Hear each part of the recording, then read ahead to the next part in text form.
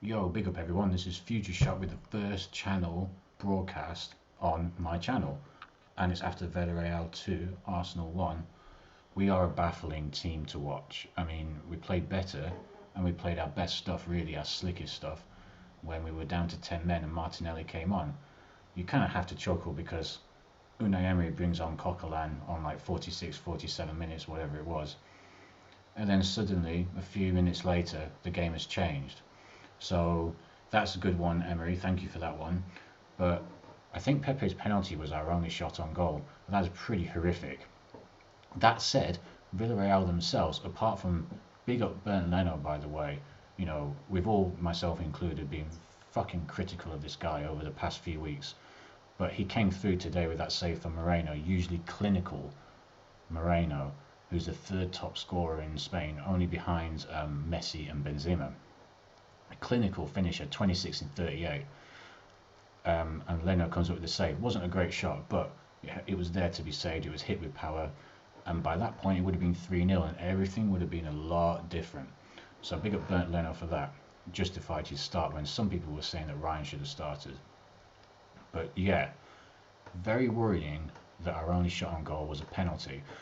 But I've just been on Lee Gunner's channel tonight, and I was on there last night talking to him about how this team only seems to turn up when it's a do or die situation, when it's the biggest game of the season. So if you think back to the semi-final of the FA Cup, final, obviously, Chelsea at Christmas, Tottenham at home, 2-1 this season, and then the Slavia Prague second leg, because the first leg isn't important enough.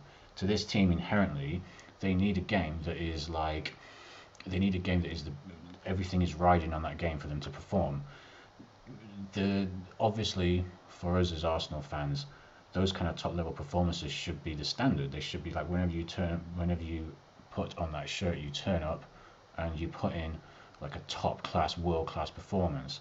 But it seems to take these kind of like do or die, win or bust scenarios for these players to turn up and play for the team, to play for the badge and the shirt, and that is not what we want as Arsenal fans. That is not correct as Arsenal as a club, as an institution, as a worldwide entity. So this is a weirdly, ironically encouraging thing, but overall it's an unsustainable way of doing things. What it does mean is I think that ultimately in the second leg we're going to be able to handle it. I think that Villareal will have been rattled a little bit. They'll still be pretty confident because it wasn't like we peppered their goal with shots. By the way, the penalty was not a penalty. The leg was dangled, shall we say, and you can see, I forget the Villareal player's name, but like he pulls away, and Saka's obviously sort of gained a little bit of he's gained a little bit of knowledge since he's been in the team for a couple of years or so in terms of how to deal with these situations in a professional manner. So yeah, we get the penalty, and I big up Pepe for sticking it away. I guess Pepe has to be made man of the match for that. I'll do a quick player ratings as well, because I was kind of like thinking my webcam was not going to work because I tried to do a preview and my laptop seemed to get too hot, and that pissed me off quite a lot. I couldn't actually complete the preview. But that's kind of good because I predicted that we'd win 2-1. So, I mean, I guess that saved me face a little bit, but I don't really care. But like, yeah, I'll do a quick player ratings and then I'll skedaddle. Cheers if you have been watching this. Subscribe and hit the likes. I'll be coming up with a lot more content from Arsenal, interviews. I'm also going to be doing like some music content, drum and bass content, interviews with drum and bass DJs and producers and all this kind of stuff. That's going to be pretty interesting, so I'm quite excited for what we're going to be bringing. But my first video is going to be like this post-match sort of analysis, and also going to do a little prediction at the end of this. So Leno has to get at least a 7. That save, actually, we will know after next Thursday, but if we're through by next Thursday, that save will have pretty much effectively saved us in the tie, and not sent us through because we've still got work to do, but it will have been the catalyst to actually give us the opportunity to go through, which at 3-0 we would not have had to do. We would not have had the chance to do. So for me, Leno gets a 7 purely for that save and because he didn't really do anything else wrong. I mean, he had a couple of dodgy shots that bobbled that he kept hold of. He didn't spill anything. He didn't do some weird punches. He didn't come out and do his Superman impression like 50 yards outside his own area. So cool. We're good with that.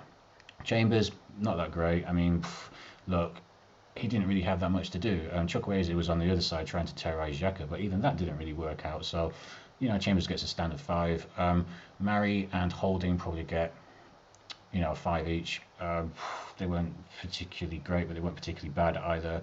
I was kind of bemused by the commentators saying like how much I was one bemused by Holding was the captain, but then again you look around like who's the options, so you think shit, this is the situation that we're in at the moment. But it is what it is. So I think 5 each for them. Mari had some dodgy moments that he kind of got himself out of with his wiliness. Xhaka was getting ripped up in the first sort of half an hour or so, but he managed to kind of like bring it around, turn it around, and sort of I dare say was fairly solid for the last sort of part of the game, maybe the last half of the game, and I was kind of surprised that Chukwueze didn't take it to him more. So let's go into Saka. Saka gets people have been bigging him up, so he gets probably a 6 for me, even though he won the penalty. He won the penalty, but for me, he didn't. I don't think he even had a shot. He did try to make things happen, but bit of hustle and bustle, but that's about it really. So he gets a 6 for that. Going through Party, pretty shit. I can't give him more than a 5. I'm being pretty generous there, to be honest with you. Who was that? Oh, Sabash, Jesus Christ, no, 0. We don't even need to really talk about that. It's fucking appalling. The part of this was Xhaka should have brought him off. Xhaka should have already brought him off, but he didn't. The actual the offence, the foul that he got a yellow card for, I think was a bit, maybe not a foul, but he did one earlier. So it was kind of like a cumulative thing. Then we are looking at, I suppose, Pepe, has to get a 7 for me. Stuck away the penalty, hustled and bustled a little bit, but didn't really do too much else. Odegaard didn't do much. 4, I suppose. Everyone else got a 5. I didn't go lower than a 5, so I suppose he gets apart from Sabaya, so I suppose he gets a 5. Did I miss anyone? I can't remember. I've gone through them so quickly because I'm so paranoid about my webcam starting to slow up.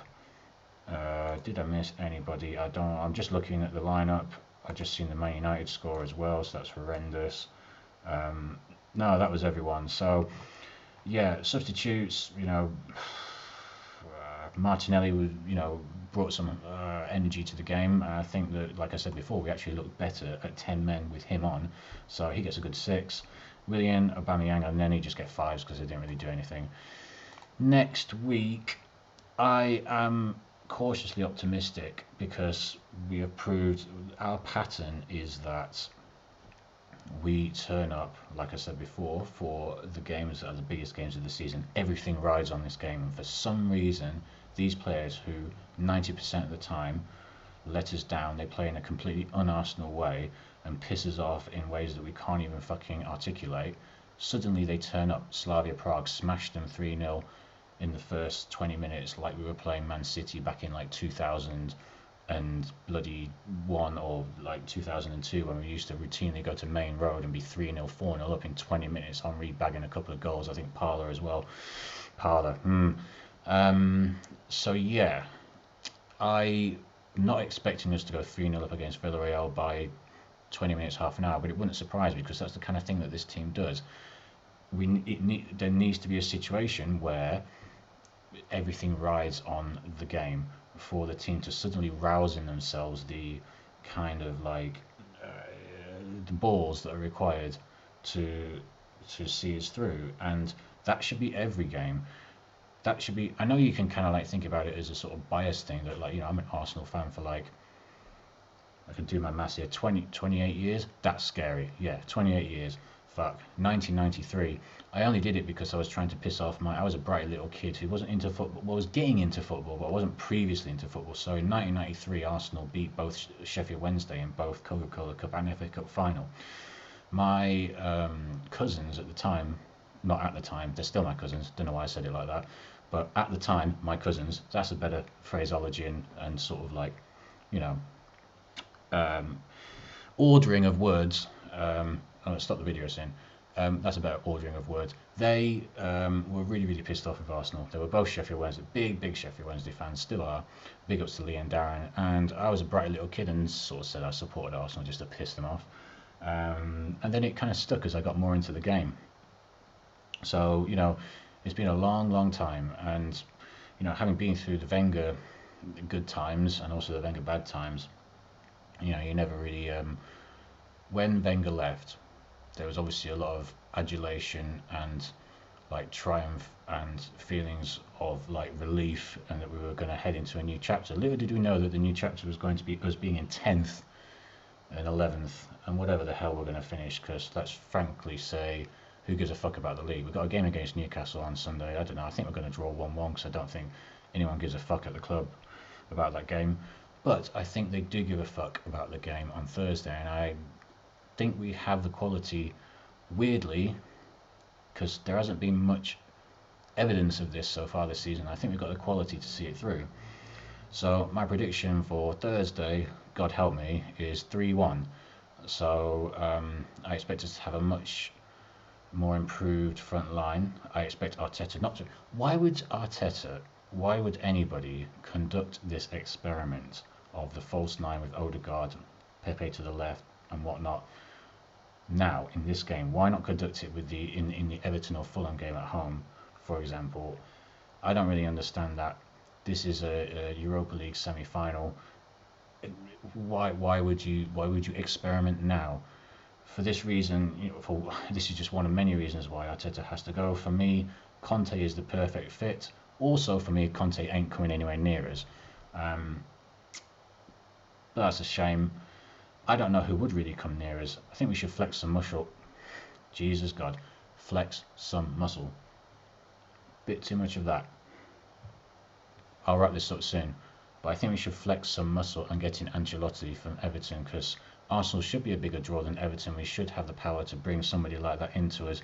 He's a proven, seasoned veteran of success who isn't washed up yet, or who isn't heading towards the wash like a Mourinho and like Wenger was.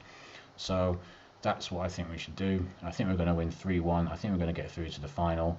With Man United playing the way they are, obviously they're through to the final already. Man, look, let's not think about it yet because we ain't there. But I think we're going to do it. I don't have faith in the team, as like, I'm not saying this in the sense of like, oh, I'm an Arsenal fan and I have faith in our players. I just see that the pattern is when the chips are down, for some reason, after all the shit performances they give us, after all the under par, demotivated, we can't be fucking bothered to play for the fucking badge and for the fucking red of Arsenal in North London, for some fucking reason, they will turn up when it really, really matters. So, let's see. Let's see if they do that. Big ups everyone, smash the likes, subscribe down there, and I'll see you next time.